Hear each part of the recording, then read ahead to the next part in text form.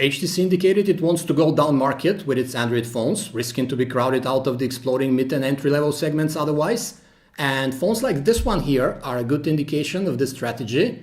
This is Daniel from Phone Arena presenting you the HTC Desire 500. The handset sports a youthful, catchy design with internals that are a mixed bag of mid-range to low-end components, all for a decent price. A dual-core Snapdragon 200 processor and a 4.3-inch 480 by 800 pixel screen would have put it squarely among this season's entry-level Androids, but HTC equipped it with an 8-megapixel rear camera with LED flash and gave the phone this cool, eye-catchy design which elevates it to the lower mid-range segment, indicated by its $300 and change introductory price as well. Will the Desire 500 succeed in its market expansion mission the way it is built? Let's find out. The phone fits very well in the palm thanks to its curved, tapered back cover and rounded corners, and the glossy plastic is not slippery as is so often the case. It's very easy to operate with one hand, which is a breath of fresh air among those giant phablets of late. The cover is thankfully easily removable, so you can swap out the 1800 mAh battery or add extra storage to the paltry 4 GB of internal memory, of which only a gig is actually user available. Our white Desire 500 has these nice blue color accents, but there's a black version as well for those who prefer something more conservative. The only gripe we have with the chassis is that HTC went design fancy and cut the power lock key into the plastic shell, then used the side rim's endings as volume buttons, and as a result they're all too flush with the surface and not easy to feel and press without looking, with very shallow tactile feedback, especially the lock key here up top. The HTC Desire 500 has a 4.3-inch LCD screen of acceptable quality.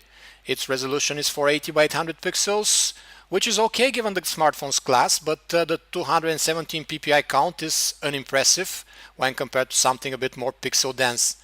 Fuzzy edges in graphics are easy to spot with the naked eye, regardless of whether you're surfing the internet, reading an article, or just looking at the icons on your home screen. Other than that, the screen of the Desire 500 is pretty decent actually. The viewing angles are wide and colors are represented accurately. This display is surely bright enough to be usable outdoors, as long as the sun is not shining straight at it, of course. The latest Sense 5.0 user interface is loaded on the HTC Desire 500, coding Android 4.1.2. We get the HTC Blink Feed news and status aggregator, as well as the Zoe artsy collage maker that comes standard with this UI as well. Granted, the visuals don't run as smooth and seamless as on the powerful HTC One, so prep yourself for some lag while swiping and scrolling around, although it's nothing you can't live without. Sense 5.0 is pretty uniform looking and functional interface with a lot of helpful features, but the default on-screen keyboard, for example, is not one of those. The keys are squished too tight to one another with little distinction, making you tap 2 or 3 at once.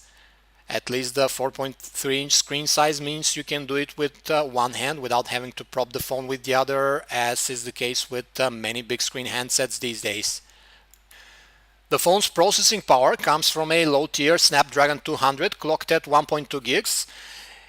Paired with 1 GB of RAM. We've been playing with it for a while now, and while we can confirm that the phone is responsive most of the time, we are annoyed by the laggy process of switching between apps or interface elements. When it comes to gaming, most games run fine, but those with heavy 3D rendering might run at unimpressive frame rates. HTC put only 4 GB of native storage on the Desire 500, occupied mostly by system files, so in reality the user has only a little over a gig at their disposal for apps and the like. Thankfully you have a microSD card slot, so this can be expanded up to 64 GB. The stock web browser on the HTC Desire 500 is okay, but we have definitely seen better. In terms of speed, it loads web pages in a timely manner, and then we cannot complain about lack of responsiveness as well while interacting with them. However, the zooming gesture behaves weirdly, for example, causing the page to shift to the side when you zoom in, and you have to have the text reflow feature turned off to eliminate this issue. Also, the browser seems obsessed with reloading web pages when you switch between tabs. Even pages that we had opened a minute ago were loaded from scratch when we switched back to them. These are minor details, but annoying for the overall user experience nonetheless. We must mention that the web browser also comes with built-in Adobe Flash support, which can be turned on and off from the interface itself. And the phone sports European Asian setup for its cell modem. Depending on the carrier, it's not a 4G device, capped at mere 7.2 megabits per second download speeds, and also features Wi-Fi, Bluetooth 4.0. It has NFC, DLNA, streaming. This is a pretty decent laundry list for the category. Editing capabilities are a staple for the HTC Sense Gallery, and the photos can be shared through multiple venues, including directly to your social networks. Alternatively, you can make an HTC Zoe collage out of them, which glues them automatically with video clips, color effects, and adds music for short artistic collages that you can upload on HTC Share for the world to marvel at. Music playback with the stock player is aided by automatic download of album art, artist info and lyrics were available, and you have SoundHound track recognition functionality that's built right into the app's interface. The built-in speaker is average. It's okay in terms of sound quality for a cell speaker, but its strength is not nearly enough to hear it in noisy environments. The phone plays MPEG-4 XVAD MKV video files up to 720p resolution without any issues, though for some reason the player isn't licensed for DivX video support, so I'd have to resort to the Play Store and get a third-party app for that. The 8-megapixel camera is joined by an LED flash on the back and managed by HTC's Sense camera app, which is with extensive list of scene modes and color effects. These include HDR shots, as well as panorama, macro, and night shooting modes.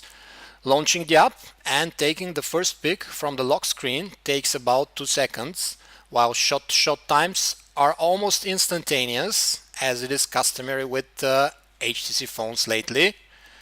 The pictures themselves exhibit accurate color representation and an amount of detail we'd expect from the 8-megapixel camera resolution. The scene exposure and white balance measurements are also correct in most situations, so it'd have a helpful little snapper on you with the Desire 500 most of the times you'll need a picture. The video capture situation is less impressive than the stills, as the phone records with HD 720p resolution and the frame rate of our sample couldn't hit 30 frames per second, and that's even outside. It hovered around 24 FPS instead. The phone's single mic picked quite a lot of wind noise while filming, drowning our narrating voice in the process. In a nutshell, the HTC Desire 500 is a very solid offering in this price range with fresh and eye-catching design, which you don't see often in the category.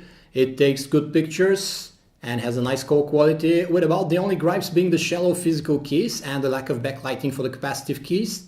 Direct competitors are phones like the Sony Xperia L or the LG Optimus L7 II, which offer somewhat inferior specs though, or for a bit more you can get the Xperia SP with a larger display. More formidable for the Desire 500 is the existence of last year's well-rounded LG Optimus L9, which is now cheaper and records 1080p video, but thankfully for HTC, with a 4.7-inch screen, it's not a direct replacement of the Desire 500 in your pocket, so we can definitely recommend to you HTC's handset at that price. And for a more in-depth review of this and other handsets, you can visit us at phonearena.com. Thanks for watching.